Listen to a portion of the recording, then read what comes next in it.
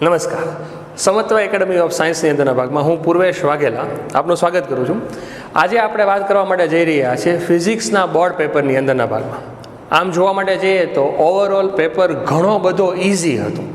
Part એની અંદરના ભાગમાં વિદ્યાર્થીઓએ ઘણીવાર અપેક્ષા રાખેલી હોય કે થોડા ગણતરીવાળા ક્વેશ્ચનો એને મળે, પણ આમ જોવા માટે જઈએ તો થિયરીવાળા ક્વેશ્ચનો અને બુકની અંદરના ભાગમાં જે થોડાક ડેટા રિલેટેડ ક્વેશ્ચનો હોય નાના મોટા, જે હર વખતે બોર્ડવાળા લોકો પૂછતા હોય છે, એવા જ ક્વેશ્ચનો રહેલા હતા. તો આજે આપણે ડિટેલ સોલ્યુશન સાથેના ભાગમાં વાત કરવા માટે જઈએ. મારી પાસે પેપર નંબર 2 છે, જેની અંદરના ભાગમાં રહેલા MCQથી આપણે શરૂઆત કરીએ છીએ. પહેલા પાર્ટ એની અંદરના ભાગમાં પહેલો ક્વેશ્ચન છે આપણી સામેના ભાગમાં કે આલ્ફા કણ પ્રકીર્ણન પ્રયોગ ખાલી જગ્યા પરથી જાણી શકાય છે. પરમાણુનું બંધારણ, આન્સર સી. ત્યારબાદ બીજો જ પ્રશ્ન ફરી પાછો પરમાણુવાળા ચેપ્ટરમાંથી કે સન્મુખ સંઘાતના કિસ્સામાં પાછળ લઘુત્તમ એટલે કે થીટા ખૂણો કેટલાનો હોય. સન્મુખ સંઘાત થતો એટલે આપણે દરેક જણા જાણીએ છીએ કે અહીંયાથી આલ્ફા કણ જતો હોય તો એ અમુક લઘુત્તમ અંતરેથી ફરી પાછો જ ફરવાનો છે, એટલે થીટા ખૂણાની કિંમત કેટલી થવાની છે? પાય રેડિયન. એટલે ઓપ્શન નંબર એ. પછીનો પ્રશ્ન નંબર 3, ત્યાં આપણને આપી દીધેલું છે કે 80 Hg 198 અને 79 Au 197 એકબીજાના કેવા છે. જો બંનેની અંદરના ભાગમાં આપણે ગણતરી કરવા માટે જઈએ તો 198 માંથી તમે 80 બાદ કરો કે 197 માંથી તમે 79 બાદ કરો તો બંનેથી મળતા આ નંબરો સરખા છે, એટલે ન્યુટ્રોનની સંખ્યા સમાન, એટલે એને એકબીજાના આઇસોટોન કહેવાય. Option number B. ત્યારબાદ નીચે આપેલા ન્યુક્લિયસ વિખંડન પ્રક્રિયાને પૂર્ણ કરો. એકદમ સરળ પ્રશ્ન. બંને બાજુના ભાગમાં રહેલા Z ને અથવા તો બંને બાજુ રહેલા A નો આપણે સરખામણી કરીએ તો જો એની સરખામણી કરીએ તો આપણને મળી જશે કે 1 + 235 એટલે થઈ જશે 236. સામેના ભાગમાં આપણી પાસે છે 133. અહીંયા કહી દઈએ આપણે x ને 4 આ બાજુના ભાગમાં. જો તમે x ને કરતા બનાવશો એટલે તમને x ની કિંમત મળશે 99, જેવો એક જ ઓપ્શન રહેલો હતો, એટલે ઓપ્શન નંબર એ. પ્રશ્ન નંબર 5, ન્યુક્લિયર બંધન ઉર્જા એટલે શું કહેવાય? ન્યુક્લિયર બંધન ઉર્જા એટલે આપણે જાણીએ છીએ કે ન્યુક્લિયસમાંથી ન્યુક્લિયોનને જુદા કરવા માટે આપવી પડતી ઉર્જા. ન્યુક્લિયોન એનો મતલબ થાય ન્યુટ્રોન વત્તા પ્રોટોનનું સંયોજન વાળું નામ. પછીનો પ્રશ્ન ન્યુક્લિયસમાંથી જ છે કે જો 13 એલ્યુમિનિયમ 27 ને ત્રિંગ Zn 64 ના ન્યુક્લિયસની ત્રિજ્યાઓ R1 ને R2 હોય તો આપણે જાણીએ છીએ કે ભાઈ R ચલે છે એની 1/3 ઘાત, તો R1 ના છેદમાં R2 એટલે અહીંયા 27 આ જગ્યાએ 64, એનું ઘનમૂળ કાઢીએ એટલે 3 ના છેદમાં 4. Option number C. પછીનો પ્રશ્ન, 2 ગ્રામ દળને સમતુલ્ય ઉર્જા mc² 2 ગ્રામને કિલોગ્રામમાં ફેરવે એટલે 10⁻³ ઘાત c એટલે પ્રકાશનો વર્ગ 9 × 10⁻16 ઘાત આપણે વર્ગ કરી નાખ્યો છે, એટલે આ બનશે 18 × 10⁻13 ઘાત જૂલ. Option number D. ત્યારબાદ 8મા નંબરનો પ્રશ્ન, જ્યારે પીએન જંક્શનને ફોરવર્ડ બાયસ આપવામાં આવે છે, આપણે જાણીએ છીએ કે ફોરવર્ડ બાયસ હોય તો પોટેન્શિયલ બેરિયરની ઊંચાઈમાં ઘટાડો થાય, એટલે ઓપ્શન નંબર સી. ડાયોડનો ડાયનેમિક એટલે કે ચલ અવરોધ શું થાય? આપણે જાણીએ છીએ કે અવરોધ બરાબર ΔV ના છેદમાં ΔI. આપણે ગ્રાફ બનાવતા હોય ફોરવર્ડ બાયસનો તો આપણને સ્પર્શક સ્વરૂપે જે અવરોધ મળે છે ΔV ના છેદમાં ΔI, એને આપણે ડાયનેમિક રેઝિસ્ટન્સ બોલીએ છીએ, એટલે જવાબ આવશે આપણી પાસે સી. ચાલો, નીચેનામાંથી કયું વિધાન રેક્ટિફાયર પરિપથમાં કેપેસિટર ફિલ્ટર દ્વારા રિપલ ઘટાડવા માટે અસંગત છે? ઇનપુટ આવૃત્તિ ઘટાડવી જોઈએ. Option B. અર્ધ તરંગ રેક્ટિફાયરમાં ઇનપુટની આવૃત્તિ 60 હર્ટ્ઝ છે. અર્ધ તરંગ રેક્ટિફાયર હોય તો આપણે જાણીએ છીએ કે આઉટપુટની આવૃત્તિ બદલાય નહીં, એટલે આનો જવાબ કેટલો રહેશે? 60. જો પૂર્ણ તરંગ હોત તો ડબલ થાય. આપણને પ્રશ્ન અર્ધ તરંગનો છે, એટલે જવાબ બનશે આપણી પાસે એ.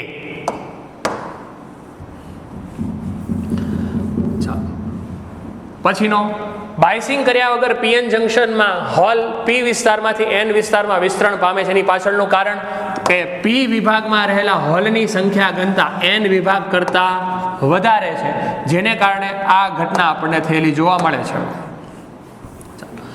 રેખીય વિદ્યુત ભાર ઘનતાનો એકમ કુલમ પ્રતિ મીટર, ઓપ્શન નંબર સી. એકદમ સરળ પ્રશ્ન ઇલેક્ટ્રોસ્ટેટમાંથી.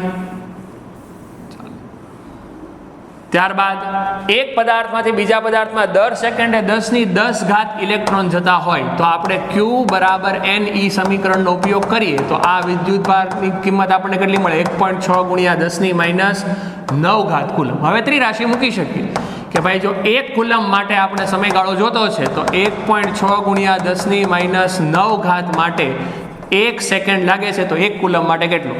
ગણતરી કરતા જઈએ તો 1/1.6 × 10⁻9 1/1.6 કરે એટલે 0.625. અહીંયા થઈ જશે 10⁹ એટલે 6.25 × 10⁸ સેકન્ડ. ઓપ્શન નંબર એ. ચાલો પછીનો પ્રશ્ન છે કે 4 × 10⁻9 કુલમ ઇન્ટુ મીટરની ડાયપોલ મોમેન્ટ એટલે P આપણને આપી દીધેલું છે. 5 × 10⁻4 નું વિદ્યુત ક્ષેત્ર એટલે આપણે જાણીએ છીએ ટોર્ક ટાઉ બરાબર P × E. તો ટોર્ક ટાઉ બરાબર શું લખી શકાય? PE sin θ. ટેક્સ્ટ બુકનો બેઠો જ પ્રશ્ન છે. 5 × 10⁻4 નું વિદ્યુત ક્ષેત્ર છે, 4 × 10⁻9 કુલમની ડાયપોલ મોમેન્ટ ને sin 30 ની કિંમત મળશે 1/2.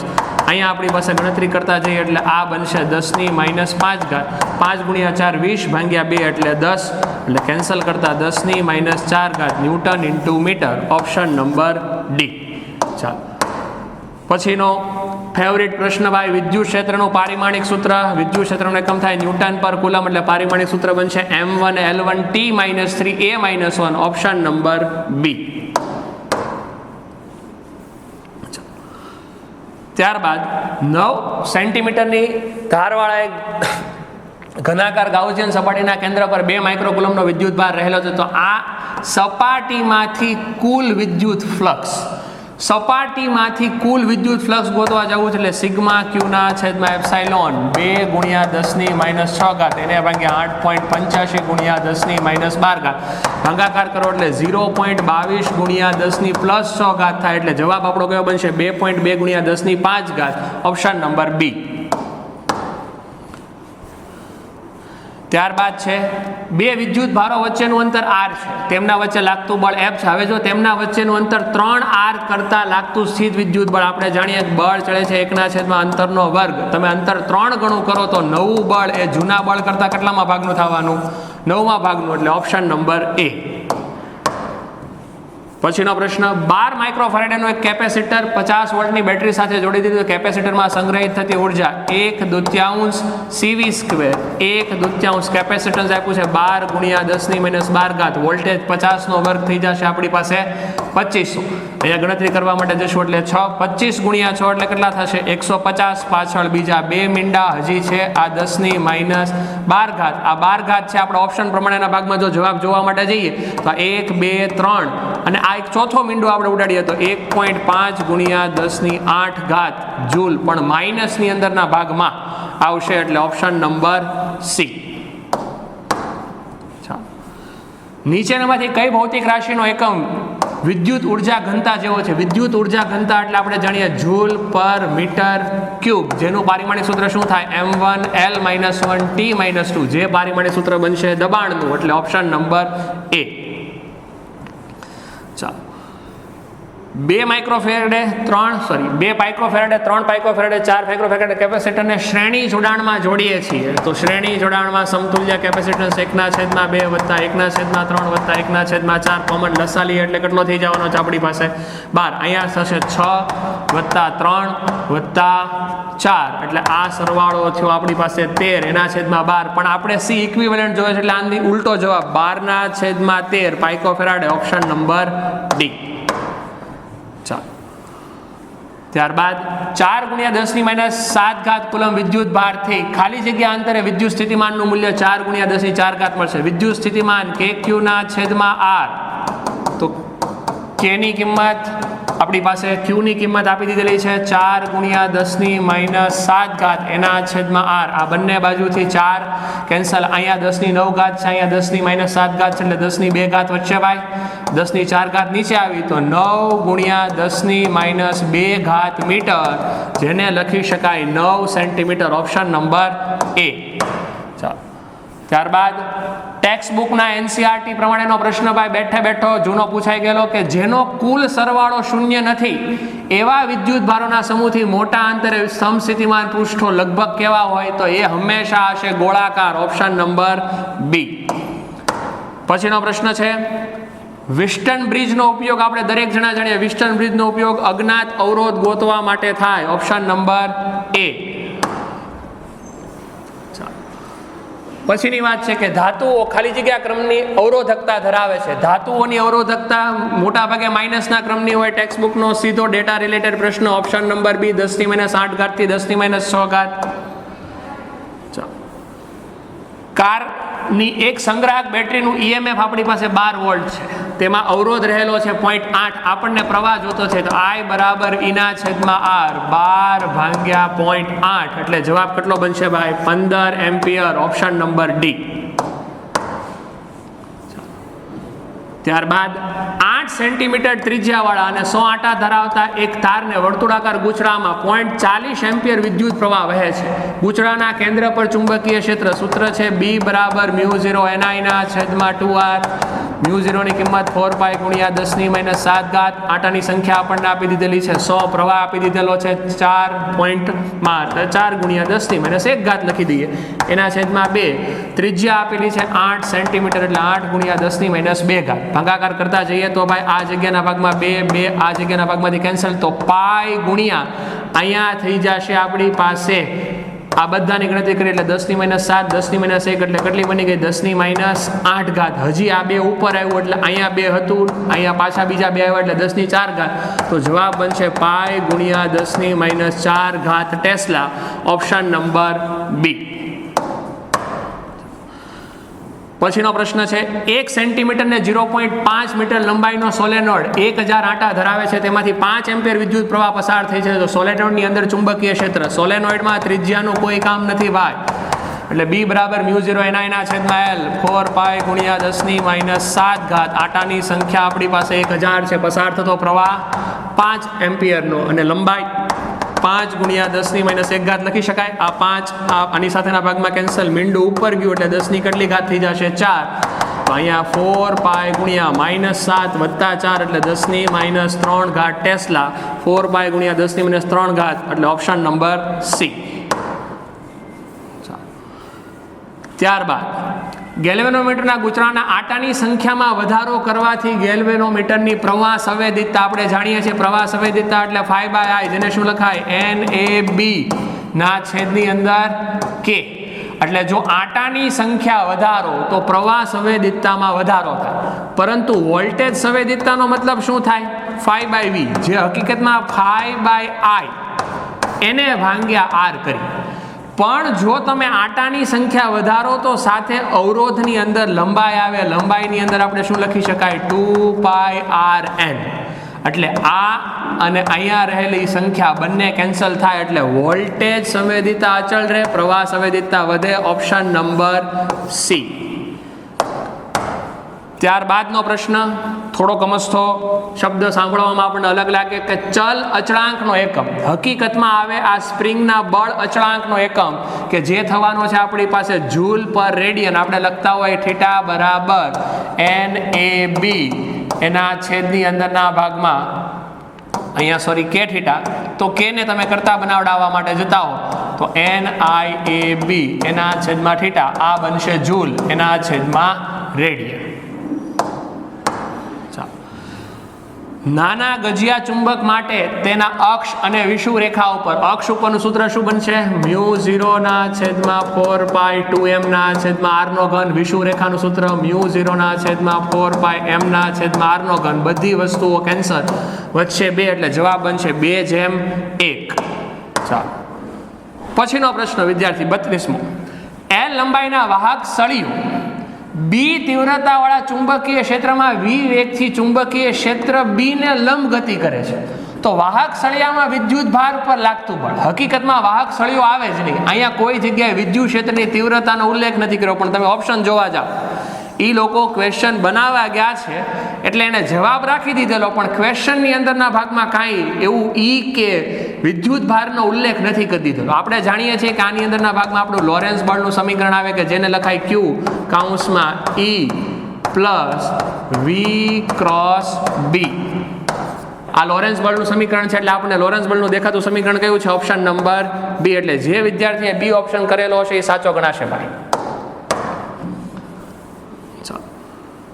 વિદ્યુત ચુંબકીય પ્રેરણમાં વિદ્યુત ચાલક બળની દિશા જો મૂલ્ય કે તો ફેરાડે બળની દિશા આપણને ખબર છે કે લેન્ઝનો નિયમ આપે. Option number D. 0.5 મીટર લંબાઈ ધરાવતા અને 10 આરા ધરાવતું એક વ્હીલ સ્થળ પર પૃથ્વીના ચુંબકીય ક્ષેત્રને લંબ સમતલમાં 120 રેવોલ્યુશન પર મિનિટની ઝડપે પરિભ્રમણ કરી રહેલું છે અને આપણે ચુંબકીય ક્ષેત્ર આપેલું છે. આપણે સૂત્ર જાણીએ છીએ કે ભાઈ E બરાબર B ઓમેગા R²/2. B ની કિંમત 0.4 ગોસમાંથી ટેસ્લામાં ફેરવીએ. ઓમેગા ભાઈની કિંમત આપણી પાસે 120 રિવોલ્યુશન એટલે 2π પ્રતિ મિનિટ એટલે 60. અહીંયા 0.5 ગુણ્યા 0.5 ભાગ્યા 2 બધાની ગણતરી કરશું એટલે આપણો જવાબ થશે 6.28 ગુણ્યા 10⁻5 volt. Option number C. AC generator એ ખાલી જગ્યાનું રૂપાંતરણ કરે છે આપણે જાણીએ યાંત્રિક ઉર્જાનું વિદ્યુત ઉર્જામાં. Option number D. એસી પરિપથમાં વિદ્યુત પ્રવાહ આપ્યો છે આપણને. આ ખબર છે કે આ IM છે ભાઈ. આપણે જોતું છે IRMS એટલે IM ભાગ્યા √2 100 ભાગ્યા √2 નો મતલબ કેટલો થશે? 50 √2. Option number C. ત્યારબાદ LCR એસી પરિપથમાં R ની કિંમત √7. XL આપ્યો છે 18, XC આપ્યો છે 8. આપણને ગોતવાનો કીધો છે Z. આપણે જાણીએ કે Z બરાબર R² plus XL minus XC નો વર્ગ એનું વર્ગમૂળ √7 નું વર્ગમૂળ થશે. આપણો વર્ગ થશે 7. 11 માંથી 8 જાય એટલે 3, 3 નો વર્ગ 9, 9 વત્તા 7 16. 16 નું વર્ગમૂળ કેટલું થશે ભાઈ? 4. પછીનો પ્રશ્ન છે એક્સ-રે પાર રક્ત કિરણો અને પાર જાંબલી કિરણો માટે તરંગ લંબાઈ અનુક્રમે λ1, λ2 અને λ3 છે. આપણે જાણીએ છીએ આ ક્રમ શું હોવાનો છે આપણી પાસે? એ હશે Y, X, U, V, I, M અને R. તો એક્સ-રે જે છે એ આ ક્રમે આવે ને આપણે જાણીએ કે આમ જાવ એટલે લેમડામાં શું થવાનો છે? વધારો. એટલે સૌથી ઓછી કોની આવવાની? એક્સ-રે એટલે λ1. ત્યારબાદ કીધું છે પારરક્ત. પારરક્ત તો અહીંયા છે ભાઈ. એના પછી કીધું છે પાર જાંબલી. તો પાર જાંબલી તો આ સ્થાને આવે એટલે બીજા નંબર ઉપર આવશે λ3. પછીના ભાગમાં કોણ આવશે આપણી પાસે? λ2. એટલે સાચો ક્રમ λ1 લેસ ધેન λ3 લેસ ધેન λ2 એટલે ઓપ્શન નંબર એ.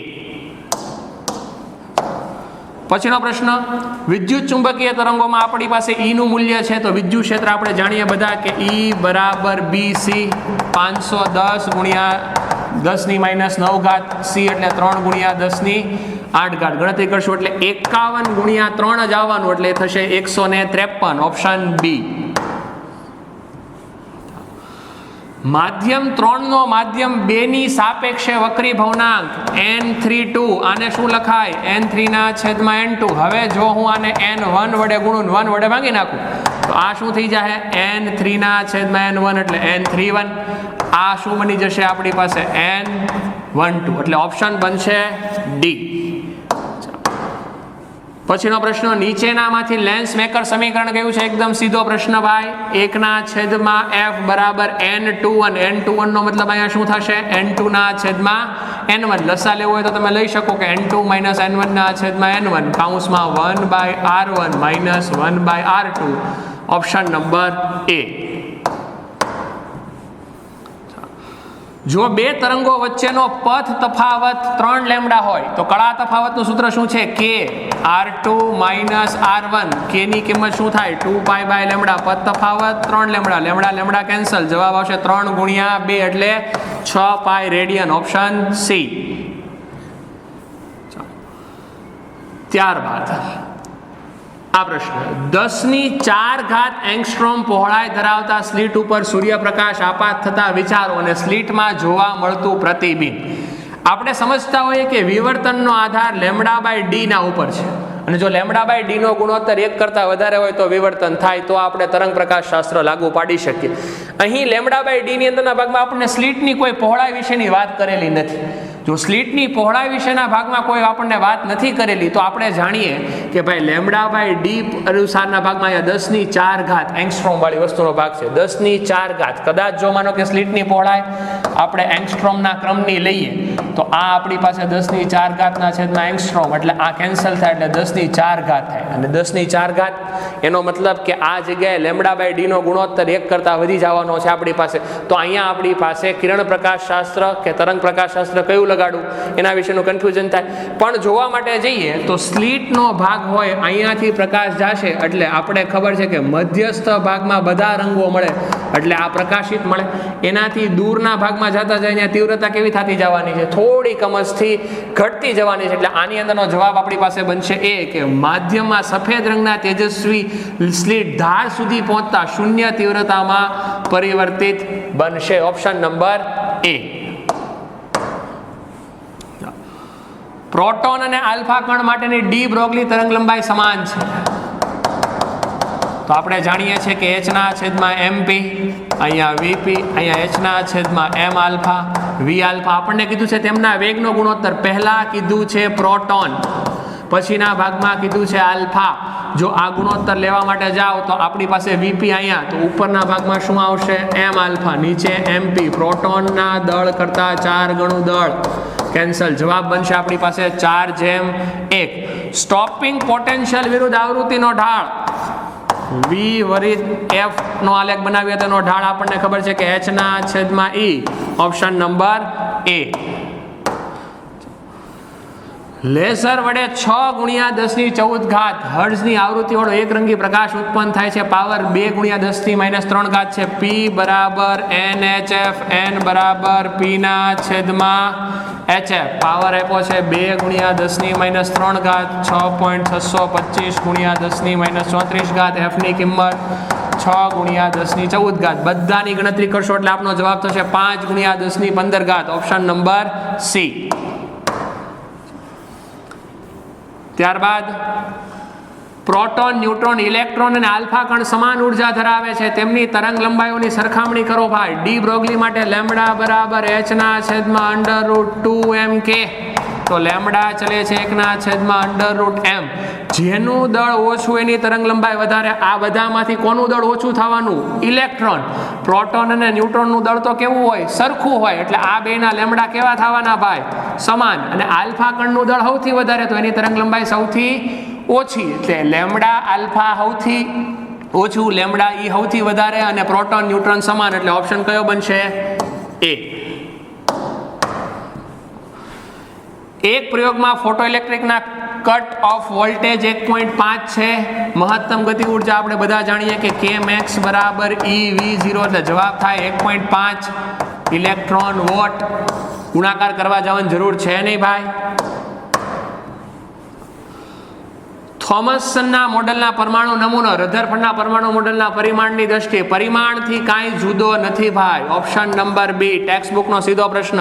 અને પછી હાઇડ્રોજન પરમાણુમાં ઇલેક્ટ્રોનની પ્રથમ ઉત્તેજિત અવસ્થાની ઉર્જા. પ્રથમ ઉત્તેજિત અવસ્થા એટલે N બરાબર કેટલામો ક્રમ આવશે?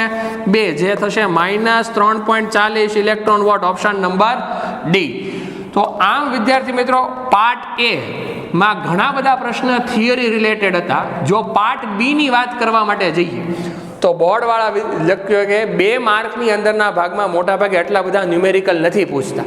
પણ આ વખતે એ લોકોએ 2 માર્કના પ્રશ્નની અંદરના ભાગમાં ટોટલ એ લોકોએ 5 ન્યુમેરિકલ મૂક્યા છે. જે ઘણા બધા સારું કહેવાય કે ઝડપથી તમારો 2 માર્કનો સેક્શન પૂર્ણ થઈ જાય. હવે એની સરખામણીમાં જો તમે જોવા માટે જાઓ તો 3 માર્કના વિભાગની અંદર જે મોટા ભાગે દાખલાઓ પૂછતા હોય છે, પણ 3 માર્કના વિભાગની અંદરના ભાગમાં ટોટલ 3 દાખલા પૂછ્યા છે. પણ એમાંથી 2 દાખલા સામાન્ય વિદ્યાર્થીઓ માટેના છે અને 1 દાખલો દ્રષ્ટિહીન વિદ્યાર્થી માટે રહેલો દાખલો હતો. અને આ વખતે એવી સ્પેસિફાઈ રીતે રજૂઆત કરી દીધેલી છે કે કયો પ્રશ્ન કયા વિદ્યાર્થીનો. એટલે ઓલા વર્ષે જે મૂંઝવણ થઈ હતી ને એ મૂંઝવણનું નિવારણ લાવી દીધું. પણ 3 માર્કમાં જે કોઈ પણ પ્રશ્ન રહેલા છે એ બધા સમીકરણો સૂત્ર સાબિત કરવા વાળા જ છે. એટલે મોટા ભાગે દાખલો ગણો કે એ સૂત્રની સાબિતી સમજો એટલે આરામથી ટાઈમ મેનેજ થઈ શકે એવી વાળી વસ્તુનો ભાગ. જ્યારે 4 માર્કની અંદરના ભાગમાં ભાઈ વિભાગમાં પ્રશ્ન સિલેક્ટ કરવા ઘણા બધા સહેલા હતા, કારણ કે 4 માર્કમાં જો તમે જોવા માટે જાઓ તો તમારી પાસે 3 દાખલાઓ તો આ આરામથી સીધા બેઠે બેઠા કોઈ પણ જાતનો ડેટા ચેન્જ કર્યા વગરના દાખલાઓ રહેલા હતા, 24, 25 અને 26. તો એક પ્રશ્ન માટે થઈને આપણે સમજવાનું હતું, જેમાં સરળતાથી રેક્ટિફાયર વાળો પ્રશ્ન પણ આપણાથી થઈ શકે, અને ત્યારબાદ આ સામાન્ય સાવ સહેલો પ્રશ્ન આપણી પાસે ઓહમભાઈ વાળો પણ થઈ શકે. કેપેસિટરની ડાયલેક્ટ્રિક અસરની સમજૂતી થોડીક અમસ્તી આકૃતિને આધારે આપણને મૂંઝવણ બને મોટા ભાગે, પણ આમ ઓલ ઓવર જોવા માટે જઈએ તો પેપરમાં 100 માંથી 100 માર્ક આવી શકે, અથવા તો 95 માર્ક આવી શકે. આપણે જો સમજવા જઈએ કે કદાચ કોઈ થિયરી વાળા MCQમાં નાની મોટી ભૂલ પડી હોય તો. રેડી? આઈ હોપ કે તમારો બધાનો પેપર ખૂબ જ સારો ગયો હશે. Thank you.